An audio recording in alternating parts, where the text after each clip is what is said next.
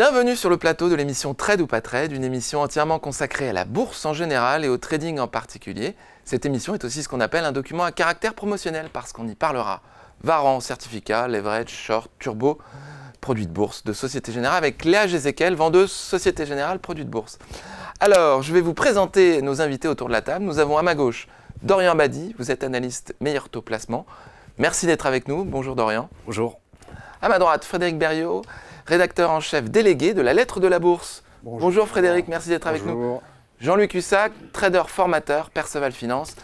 Jean-Louis, ai-je besoin de vous présenter? Merci d'être avec nous encore une fois. Et bonjour évidemment.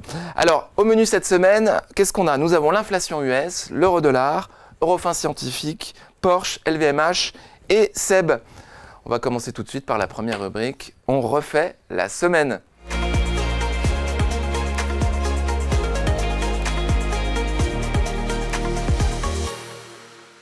On refait la semaine. On va commencer avec Dorian. Dorian Badi, vous êtes intéressé sur les dernières semaines sur l'inflation US. Un vaste sujet, un gros sujet.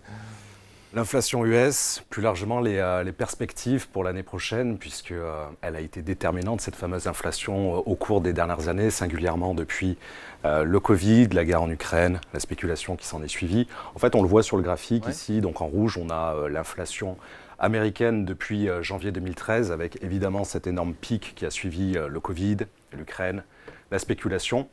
Et depuis 2022, une très forte décrue, un très fort ralentissement. Ça a été crucial pour les marchés, vous le savez bien.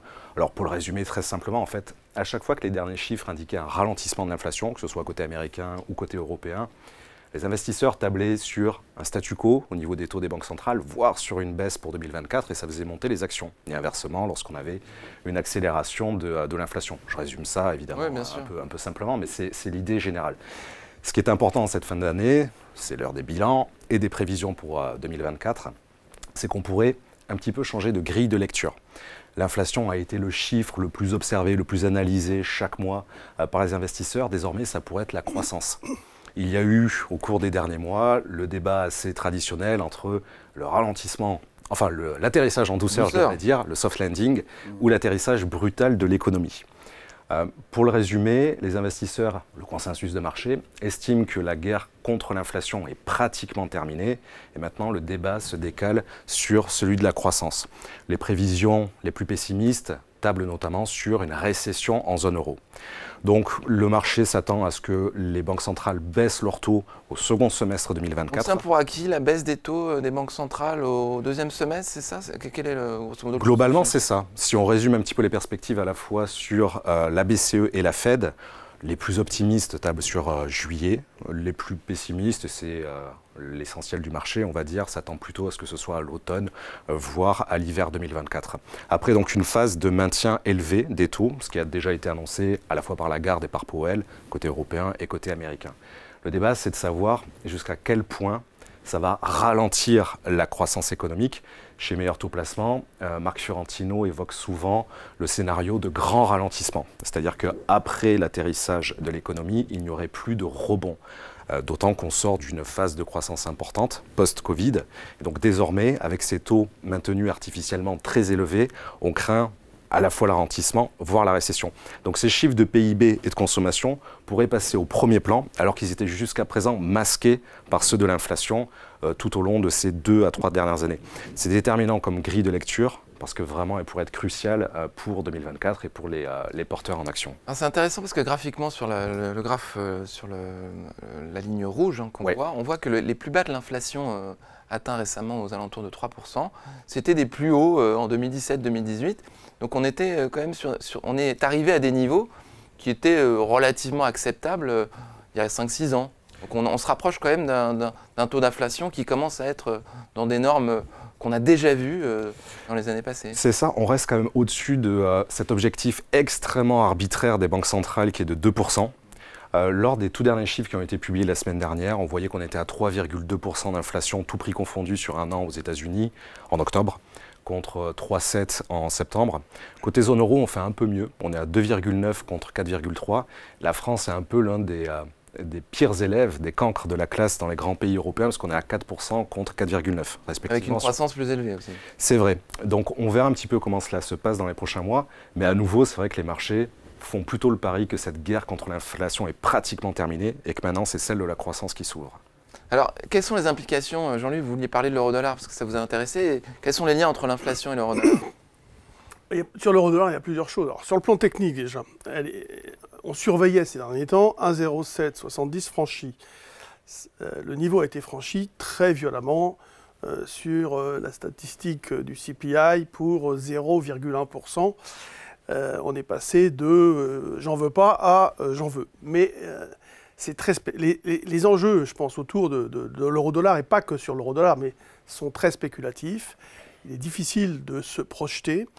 Alors, entre dynamique de l'économie américaine, qui est plus forte que celle de l'Europe, les taux. Alors, en effet, la question, c'est pas s'ils vont baisser, c'est quand ils vont baisser, et la vitesse de baisse. Alors, pour l'instant, on anticipe que aux États-Unis, ils vont baisser plus tôt qu'en Europe, donc peut-être plus vite, voilà. Et c'est pour ça que le dollar en a souffert et que l'euro a remonté, donc a rebondi extrêmement violemment ces derniers temps. Mais c'est vrai que là, on nous dit, avec les dernières minutes de la Fed, que les taux vont rester hauts assez longtemps. Du coup, le dollar a rebondi.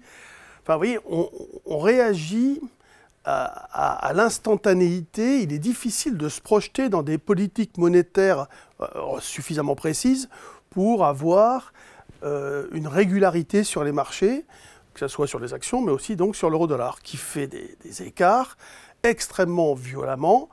On passe de 1,07 à 1,09 et 1,0950 avec des vitesses qui sont anormales quelque part. Vous voyez, donc des décalages de prix, pas de brassage d'intérêt, même pas le temps. Donc à un moment donné, si vous voulez, sur des statistiques, il faut bien voir ça comme ça, ce sont des algos souvent qui font des fourchettes de prix, c'est qui est normal. Et l'algo retire l'offre et achète, mais avant d'acheter, il retire son offre, c'est normal. Et du coup, il enfonce des portes ouvertes et c'est extrêmement violent. Ce que vous êtes en train d'exprimer, c'est qu'on a quand même une absence de tendance claire à moyen terme et qu'on réagit uniquement sur le court terme à la faveur de statistiques ponctuelles. En fait, on voit sur le graphique, on a eu une tendance là, ces derniers temps. Mais cette tendance, si vous voulez, il y a eu un manque de vitesse au départ, très peu d'échanges, on passait des heures à ne rien faire. Si vous voulez, le graphique masque de longs moments où il ne se passe rien et la violence de la hausse, sauf cette fameuse journée-là où l'eurodoll a décalé extrêmement violemment. Bon, derrière, ça a poursuivi. Depuis, ça rebaisse un petit peu.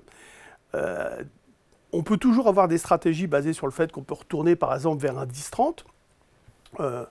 Mais à cause de cet environnement d'anticipation, justement, des taux, etc., c'est pas du tout évident. Si vous voulez, il n'y a rien. Alors que moi, souvent, si vous voulez, je suis hyper directionnel. Je dis, voilà, j'achète systématiquement.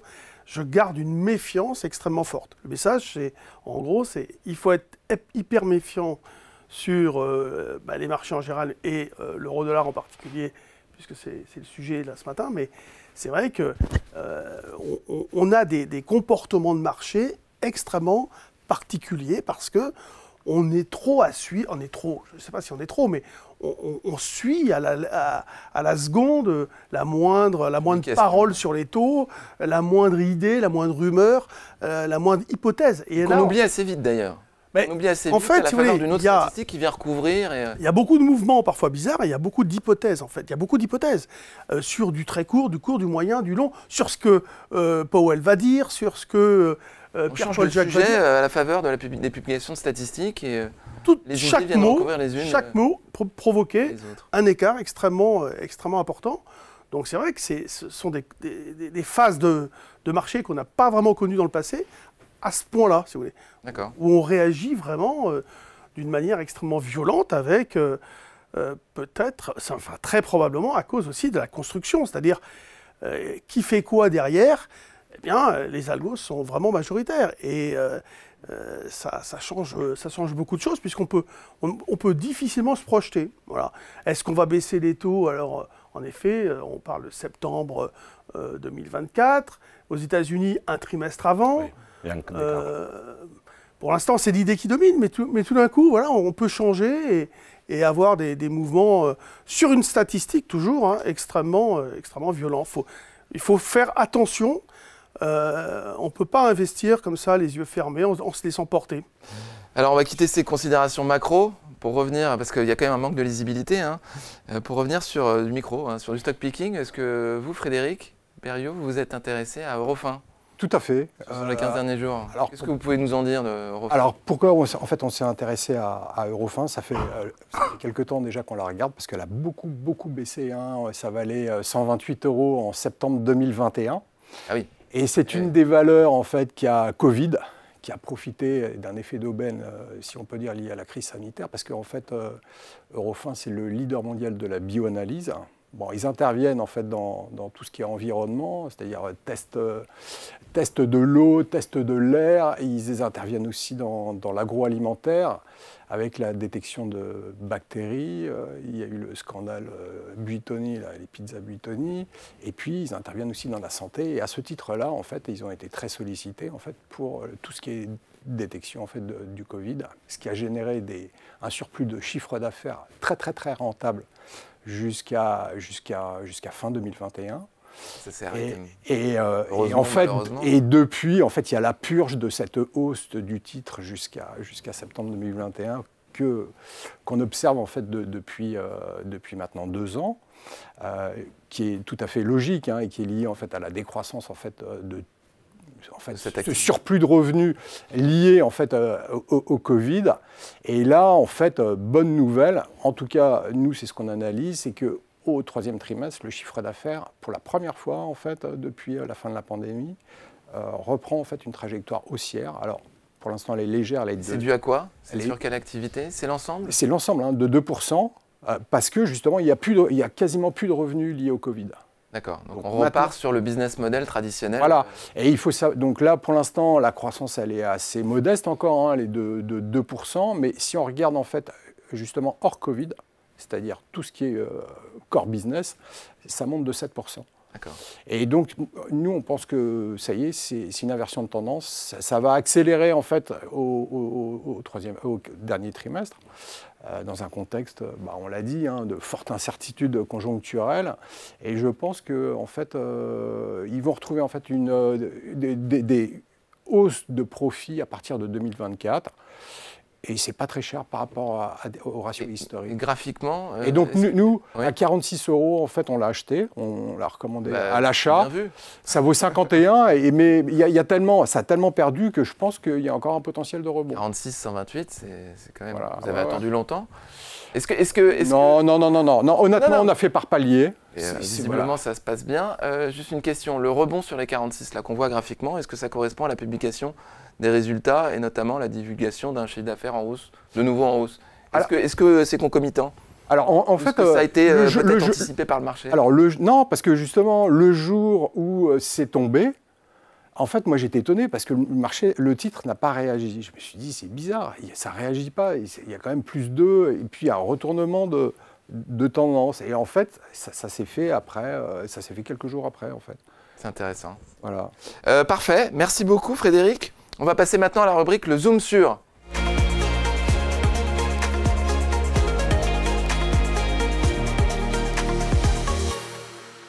Le Zoom sur avec Léa Gézécal, vendeuse produits de bourse Société Générale, qui va nous parler de la manière dont un émetteur de produits de bourse peut coter les produits de manière étendue. Grosso modo, après la clôture de la bourse, oui, comment on fait? Exactement, puisqu'en fait les produits de bourse, vous le savez, l'un des intérêts c'est de diversifier son portefeuille, c'est aussi d'avoir accès facilement à des sous-jacents qui ne sont pas forcément facilement accessibles pour des particuliers. Donc cet effet en fait de simplicité va être accentué par une certaine homogénéité en fait sur les horaires de cotation de nos produits de bourse qui pourtant sont adossés à tout type d'actifs, puisqu'on peut avoir des actions, des indices de différentes zones géographiques, des matières premières, des taux d'intérêt. Et donc pour tous nos produits, quel que soit le sous-jacent, on va va offrir des conditions de trading de 8h jusqu'à 18h30, voire 22h chez certains courtiers partenaires, comme Boursorama ici. Et donc, en fait, cette cotation élargie va être possible grâce à plusieurs outils dont dispose le market maker. Donc, bien sûr, les... Le teneur de marché, donc voilà, celui qui calcule les prix, etc. Exactement. Donc, ici, Société Générale qui est teneur de marché. Donc, sur les actions françaises, vous savez tous que le marché est ouvert de 9h à 17h30. Sur les actions US, par exemple, de 15h30 à 22h.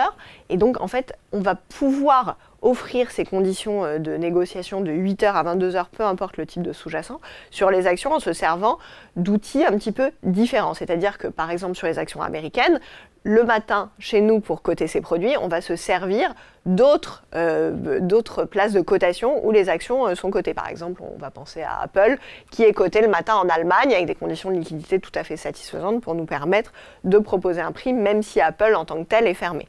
On va aussi se servir de plateformes professionnelles où il y a des échanges de gré à gré, OTC, over the counter, qui se font pour donner une référence de prix. Alors ça, c'est pour toute la partie action. Donc la liquidité n'est pas exclusive de la place réglementaire habituelle de cotation d'un titre. On a d'autres, en fait, sources où aller pêcher, entre guillemets, de la liquidité. Sur les indices, c'est un petit peu différent, puisque les indices disposent de contrats futurs qui sont tout aussi liquides, voire parfois beaucoup plus liquides que l'indice en tant que tel. Donc là, ça pose vraiment pas de problème d'aller chercher de la liquidité en dehors des horaires de cotation, par exemple du CAC 40. Et enfin, on a tout ce qui est matières premières, énergie, où là, soit on est sur de la cotation continue, comme par exemple sur les devises, soit on est sur de la cotation déjà très large. Donc en fait, il y a quand même beaucoup de choses pour pouvoir proposer cette cotation sur des horaires élargis. Alors attention, petit bémol quand même, il arrive sur certaines catégories d'actifs très spécifiques à certains moments. Par exemple, on va penser à des actions dont la liquidité n'est pas très importante, qui peuvent, sur des horaires en dehors de leurs horaires de cotation classiques, présenter trop peu de liquidité pour présenter des conditions de market making optimales. Ça veut dire quoi? Ça veut dire qu'on peut avoir des écarts de fourchette achat-vente qui sont plus larges. On peut avoir temporairement, en cas de conditions un peu différentes de marché, des sous-jacents qui ne peuvent pas être cotés en dehors des horaires de cotation classiques, mais globalement, on propose des outils pour permettre cette négociation élargie. Prenons un petit exemple. Par exemple, Apple annonce de très bons résultats. L'action Apple, le matin à Francfort, va déjà être en hausse. Exactement. Donc on n'attendra pas à 15h30 l'ouverture du marché US pour constater cette hausse. Donc les produits de bourse seront déjà intégrés le matin parce que Apple cote le matin à Francfort, la hausse attendue après des bons résultats. Tout à fait. Très bien. Merci beaucoup Léa. Passons au coup de cœur, la nouvelle rubrique, enfin pas la nouvelle rubrique, la rubrique suivante, le coup de cœur des traders.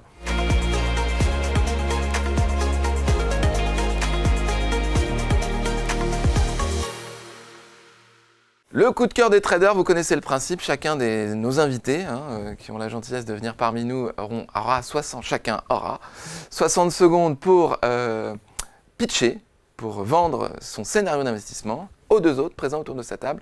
Charge à eux de déterminer s'il y a trade ou pas trade, évidemment avec leur petite pancarte. Trade, ils suivent la recommandation ou la vue de marché de leurs camarades, et rouge, ils ne sont pas en accord avec cette vue. Alors on va commencer par Dorian Abadi. Dorian, vous avez choisi Porsche. Oui. Donc on va faire apparaître le chronomètre derrière moi. 3, 2, 1, c'est parti Dorian, c'est à vous.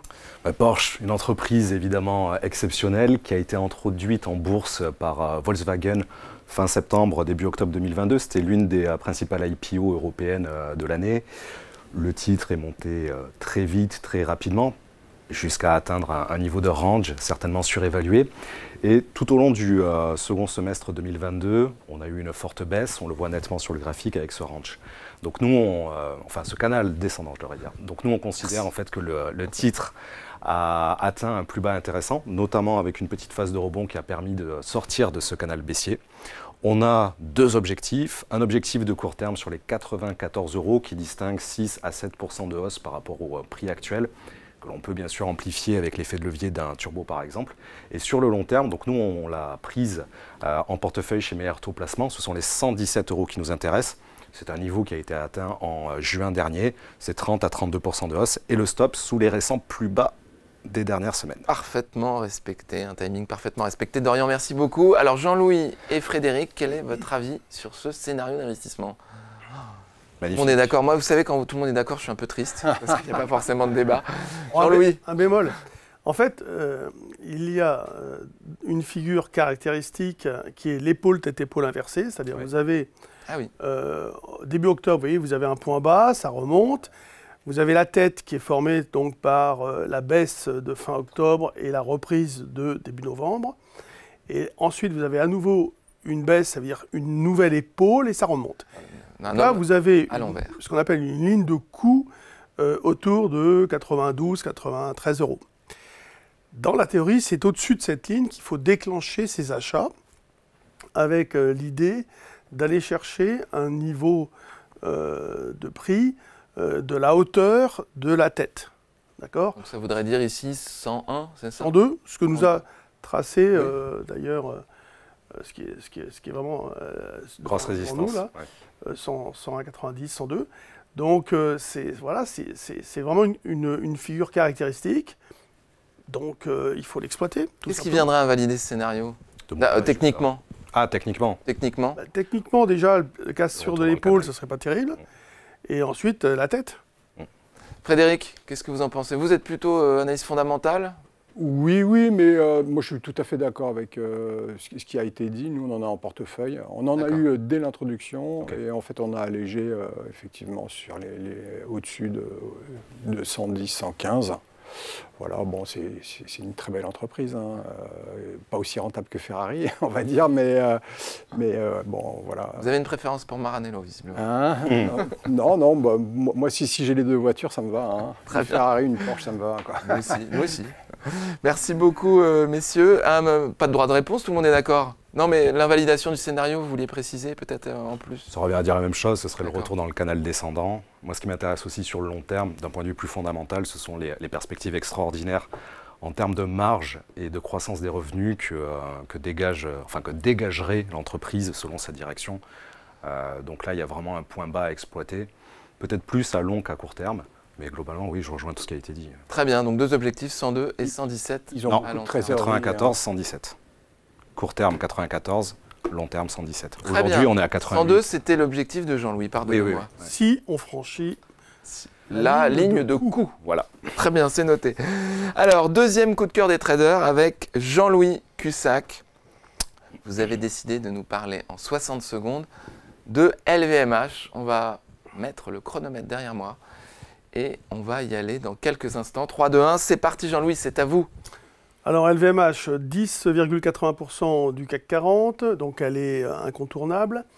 L'idée, c'est si je crois à la hausse des marchés, LVMH ayant beaucoup baissé, Bernard Arnault continuant ses achats, on le voit bien dans les déclarations achats de dirigeants, on peut chercher un point d'entrée. Le point d'entrée, ça serait 660, 680, cette zone sur repli, on n'est pas pressé. Hein. La deuxième donc, possibilité, c'est si on ne croit pas trop au marché et si on a un petit peu de méfiance, on s'aperçoit que depuis quelque temps, l'écart entre la performance de LVMH et celle du CAC est profitable au CAC, mais historiquement, ça se rapproche, et notamment dans les phases de hausse. Bon, là, vous voyez, par exemple, au plus bas et sur la baisse du CAC, il y avait un écart un petit peu plus important qu'aujourd'hui. Et donc, c'est un niveau, c'est quelque chose à surveiller, c'est-à-dire achat à LVMH, vente CAC 40 éventuellement. Merci Jean-Louis. Vous avez un petit peu dépassé. Merci beaucoup Jean-Louis. Alors, messieurs, Dorian, Frédéric, trade ou pas trade? Tout le monde est d'accord, encore une fois, c'est formidable. C'est formidable aujourd'hui. C'est le consensus. Dorian? C'est clair qu'après la forte baisse sur le secteur du luxe des derniers mois, il y a quelque chose d'intéressant à faire sur LVMH. Peut-être un propos un peu plus patrimonial, c'est que c'est le type de très belles valeurs comme Air Liquide sur lesquelles on peut réaliser ce qu'on appelle des versements programmés, c'est-à-dire à intervalles réguliers, tous les mois ou tous les trimestres, intervenir, acheter, renforcer ce genre de ligne, de sorte à lisser le point d'entrée sur le long terme, et en particulier si on craint de rentrer un peu trop haut sur ce type de titre, Air Liquide singulièrement parce qu'on est déjà sur un plus haut historique, LVMH dans une moindre mesure parce qu'il y a eu cette baisse ces derniers temps, mais oui, ce sont des valeurs incontournables dans un portefeuille bien diversifié. Donc, je suis assez surpris par cette décorrélation du CAC et de LVMH sur finalement... de 3 mois, c'est quand même assez criant sur le graphique. On sent la Chine derrière, surtout le ralentissement sur les ventes. Il y a quand même des raisons. Ouais. Frédéric? LVMH, moi je suis tout à fait d'accord avec ce qui a été dit. Hein. C'est un dossier Les incontournable. yeux fermés. 70 marques de luxe, donc c'est un profil très diversifié, et donc en même temps défensif. Et effectivement, comme l'a dit Jean-Louis, si on est positif sur le marché, il faut acheter LVMH. Quoi. LVMH, combien de dividendes? Oh, pas grand-chose. Ouais, non. C'est 1,5%, un truc comme ça. 1,5. Quelque chose comme ça. Ouais. En fait, LVMH, elle passe par une phase de normalisation de sa croissance, Exactement. puisqu'il y a eu vraiment, post-Covid, une explosion. Et elle est un petit peu dégradée donc par les analystes. Il y a eu encore des notes qui sont sorties ces derniers jours, neutres. Allégé, non, je pas trouve ça- encore. Non. Ah non, Neutre. neutre. Non, pas allégé quand même, mais neutre. Donc, c'est peut-être un petit peu fort. Et donc, profiter de cette faiblesse en cours, et peut-être à venir encore, hein, c'est possible que... C'est pour ça qu'il n'y a pas forcément de market timing. Et c'est aussi pour ça que vous êtes sur repli. Vous êtes sur un achat. Oui, sur repli. Alors après, il y avait l'extension au-dessus de 735 qui peut déclencher une dynamique sur le graphique précédent. J'avais donné ce repère, mais en fait, il faut voilà. Mais bon, ça semble si le marché continue de piétiner, ça semble peu probable que la valeur, si vous voulez, poursuive comme ça vers les 772. C'est pas un scénario numéro 1 à court terme en tout cas. Donc, on devrait pouvoir avec ce marché qui hésite. Ce news flow un peu moyen, profiter d'un petit trou d'air pour rentrer sur la valeur. Merci beaucoup Jean-Louis. On passe à Frédéric Berriot. Seb. Sur Seb. Ouais. Seb. Oui, Seb. Tout à fait. Seb. Oui. Seb.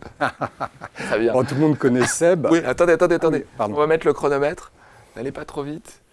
Vous allez devoir aller vite maintenant. 3, 2, 1, c'est parti. Donc tout le monde connaît Seb, qui a profité d'un home cooking pendant la crise sanitaire, c'est-à-dire que tout le monde étant confiné, les gens en fait ont découvert les plaisirs de la cuisine et donc ont acheté en fait tous les articles culinaires, une bonne partie fabriquée par Seb.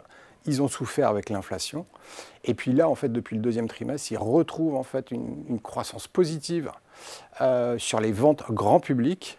Et puis, bonne nouvelle aussi, c'est que les prix des matières premières rebaissent et les coûts du fret aussi. Et donc, il y a un double effet de levier positif sur les marges. Et au troisième trimestre, la marge a rebondi de 4 points. Ils sont repassés à 10% de marge opérationnelle, ce qui est quand même très très correct. C'est pas très cher, à 13 fois les profits, contre de mémoire 16 ou 17 fois. Et donc, nous, on pense que ça peut aller à 110 sans problème. Très bien, merci beaucoup Frédéric. Alors messieurs, trade ou pas trade? Je vois que Dorian consulte le graphique pour savoir ce qu'il va Allez, je serai plus mitigé. statuer. Plus mitigé, alors mitigé ici. Faire un peu de... Allez, un petit peu de débat. Commençons par vous, pardon. Plus sérieusement, c'est parce que je connais mal l'action. Et quand je connais D'accord. mal une action, j'évite de m'engager dessus. Je pense que c'est du bon sens qui vaut c'est du mieux. bon voilà, sens. très honnêtement. Après, pour rejoindre ce que disait Frédéric, c'est vrai que les arguments fondamentaux sont intéressants. Le niveau visé est relativement proche. Ce qu'on nous demande, hein, c'est d'avoir du court terme dans cette rubrique-là. Donc oui, le niveau me paraît réaliste, pourquoi pas. Sur du long terme, je serais beaucoup plus méfiant. D'accord. Parce que racheter, alors je ne sais pas si ce sont exactement les plus hauts historiques que l'on voit sur le graphique, mais acheter des plus hauts historiques, ça me dérangerait, à moins d'avoir de solides arguments fondamentaux. Je pense que Frédéric en a donné quelques-uns. Voilà, mais c'est un petit, Il y a pas mal petit bémol. il y a pas mal de traders aussi qui disent que acheter les plus hauts, ça a du sens. Il faut avoir de bons arguments derrière. Il ne s'agit Avoir pas un juste de les soutien. identifier et de Oui. se dire c'est des plus hauts, ça va aller encore Pas plus. les plus hauts. Non, non, C'est pas les plus hauts. D'accord. Très bien, merci pour non, cette elle avait énormément baissé précédemment. Non, ce qui est intéressant, c'est de voir que partant du point bas de toutes ces valeurs qui avaient été délaissées, on va dire, sur la fin octobre, elles restent au plus haut là, et donc c'est plutôt pas mal. Alors c'est vrai que c'est une recovery. Alors expliquez-nous en 2 mots. En fait, ils retrouvent des marges, ils retrouvent de la profitabilité, etc. Donc, du chiffre d'affaires. Alors, il y a la Chine qui les freine un peu, mais oui, j'ai pu voir que suite au T3, il y avait un consensus qui allait vers achat contre neutre précédemment. Et alors, moi, je pense que c'est pas 110 qu'il faut viser, c'est même 120, 100. Ouais. C'est-à-dire, sur le plan technique, c'est le franchissement de ce rectangle, quelque part, peut nous amener beaucoup plus haut. Maintenant, là, on a fait ce qu'on appelle un double appui autour des 86. C'est un repère pour acheter, si jamais le marché recule. Et sur le plan technique, elle donne de toute façon une bonne dynamique, un gap à la hausse qui met la pression. Non, on va dire qu'elle pourrait s'arrêter là, mais elle a tout pour poursuivre. Voilà. Très bien. Donc il faut être Un optimiste dossier sur la valeur. sur lequel il faut rester attentif. Merci beaucoup, messieurs, pour ces coups de cœur de trader. Hein, c'était très intéressant. On va passer à la rubrique suivante, qui est à vos marques, le quiz.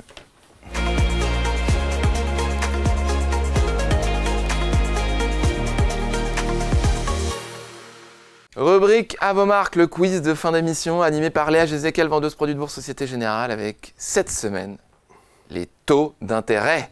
Exactement, Alors, je sens que ça va être des pour non Dorian. spécialistes des taux. Je suis pas j'ai l'impression. actuaire, moi. Ah ben non, Dorian, Voilà, monsieur on n'est a pas beaucoup actuaire. parlé. Monsieur ne travaille pas les taux d'intérêt. Si. Si, un petit peu. Bah si, vous nous avez parlé de l'inflation tout à l'heure. Ça peut lier.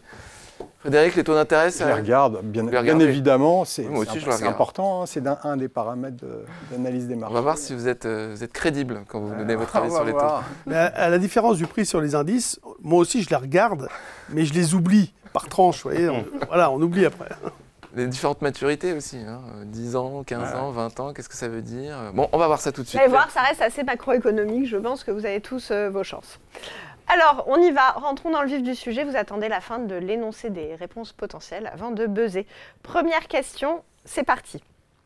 Quel est le nombre de hausses consécutives ayant été appliquées sur les taux européens? Est-ce 5 hausses, 10 hausses ou 15 hausses? Non, vous avez buzzé avant la fin avant les Dorian. deux de l'énoncé. Non, pas moi.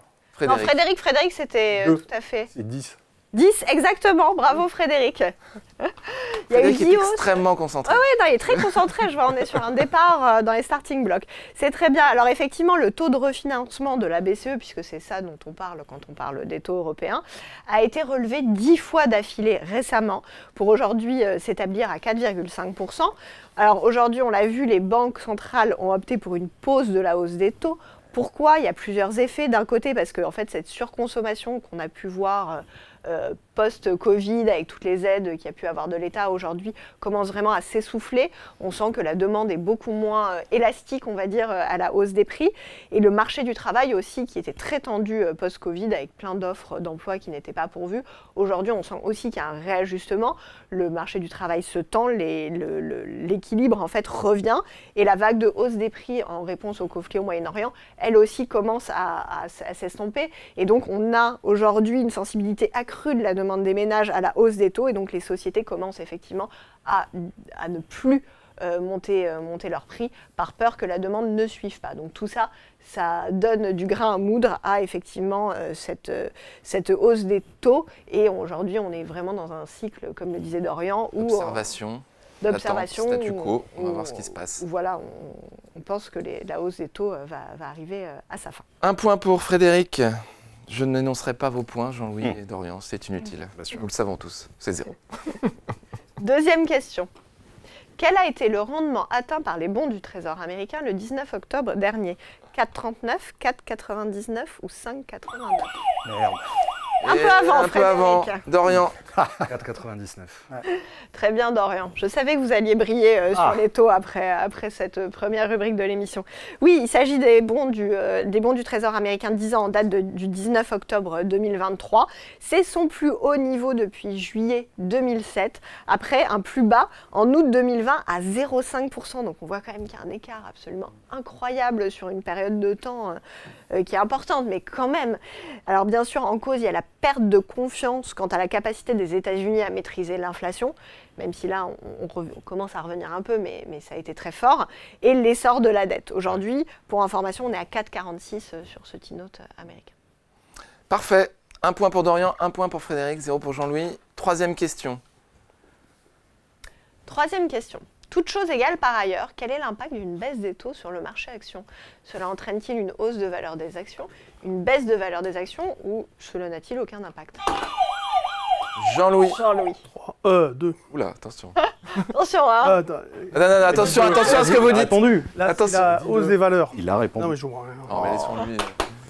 Je vais faire comme Jean-Louis, je vais râler maintenant. Tu sais. Le buzzer ne marche pas. Bon, Jean-Louis, vous avez un peu... La hausse des valeurs, non, mais c'est la hausse des valeurs. Alors, Oui, le Oui, sait. effectivement. C'est une question Bon, c'est facile. la hausse des valeurs. Deux raisons qu'on peut citer. Tout d'abord, un arbitrage, c'est-à-dire que quand les taux sont plus bas, on peut se dire que s'il y a plus d'intérêt à aller sur les actions, contrairement à un marché où finalement l'obligataire donne des bons rendements et on peut avoir ce qu'on appelle un flight to quality.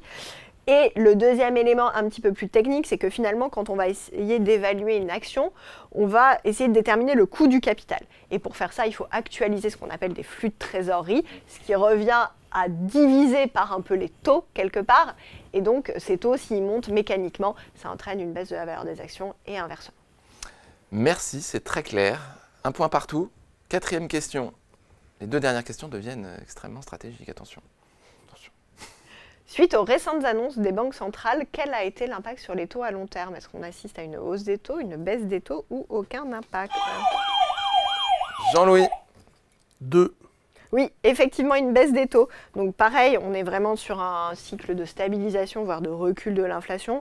Même si Jérôme Powell a indiqué qu'il n'hésiterait pas encore à relever les taux si c'était nécessaire pour quand même garder un petit peu de grippe sur les marchés, le marché pense clairement quand même qu'on est dans une phase de stagnation, voire de diminution de l'inflation et que les banques centrales n'hésiteront plus dans quelques temps, court, moyen terme, à rebaisser les taux, ce qui entraîne des taux à long terme qui s'assouplissent. 2 points pour Jean-Louis, 1 point pour Frédéric, 1 point pour Dorian. Ce questionnaire, ce quiz se transforme un peu en concours de rapidité. Oui, attention. c'est ça. Chacun est très concentré, la main sur le buzzer. On a des techniques différentes d'appui. C'est vraiment très intéressant à voir. Dernière question. Dernière question. Puis-je m'exposer au taux d'intérêt via des produits de bourse? Ah, j'attendais oui ou non, Alors, moi. moi aussi. Oh pardon, excusez-moi. Ah oui. Effectivement, celle-là est un peu... Bon, allez. Oui. Oui, allez Dorian, je vous l'accorde. C'est de ma Avec, faute, attention, je vais réagir de manière un assez piège. arbitraire. Il y a un piège. Il y a un piège. Effectivement, Thibaut, merci de me tendre cette jolie perche. Il y a un piège puisque les produits de bourse vous permettent d'être exposés au taux d'intérêt, mais attention, vous n'achetez jamais. Donc, avec les produits de bourse, vous pouvez investir sur des turbos ou des leverage short. Vous n'achèterez jamais un turbo ou un leverage short sur le taux d'intérêt, au sens du pourcentage. Vous pouvez investir avec ce qu'on appelle des contrats futurs sur les taux d'intérêt. Et le piège, entre guillemets, potentiel sur ces produits, si on les connaît mal, c'est que les contrats futurs varient à l'inverse du taux d'intérêt. Donc, Comme une obligation. Comme une obligation, voilà, toujours cette histoire d'actualisation. Et donc, si jamais on pense que les taux vont monter, ça va entraîner une baisse du contrat futur et inversement. Donc attention quand vous prenez position, si vous prenez position à la hausse sur le taux pourcentage d'un taux d'intérêt, bien choisir un produit qui va être à la baisse sur le futur. Donc un put ou un short. Victoire ex aequo de Dorian et de Jean-Louis. Mes félicitations, messieurs. Merci, monsieur. Ça vient du fond du cœur. Merci. Frédéric, vous ferez mieux la prochaine fois. Vous étiez parti vraiment Fort, en tête, ouais. fort, très Je me concentré. suis Et puis fait après, doubler c'est le drame. à 2 secondes près. Non, mais le plus intéressant, en fait, c'est pas quand on appuie, c'est l'explication. Ah ouais, derrière. c'est C'est vrai. sympa. C'est vrai, parce Sur que une pointe de faillotage. Exactement. Non, mais Vous avez raison de le souligner. Merci. C'est le plus sympa. Merci beaucoup, messieurs. Exactement. Merci Dorian Abadi, merci Jean-Luc Hussac, merci Frédéric Berriot, merci Léa Jézéquel. Et rendez-vous la prochaine fois avec un spécial rallye de fin d'année. Et on en parlera. Merci à vous. Si vous aimez cette vidéo, dites-le sur les réseaux sociaux. Merci à vous. À la prochaine fois.